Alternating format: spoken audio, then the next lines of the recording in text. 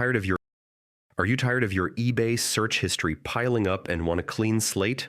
In this video, I'll show you exactly how to clear or delete your eBay search history in just a few simple steps. This guide is updated for 2025, so you'll know you're following the most current process. Let's get started. First, open your web browser and head over to the eBay website. Log in with your account credentials so you can access your personalized settings. Once you're logged in, move your cursor to the top right corner of the page and hover over the My eBay option.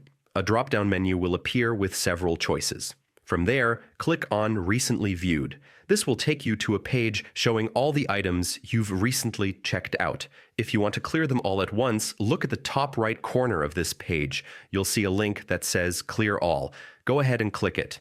At this point, eBay will ask you to confirm your action. A pop-up box will appear letting you know that clearing your recently viewed items will permanently remove them. If you're sure, just click Confirm, and your search history will be completely cleared.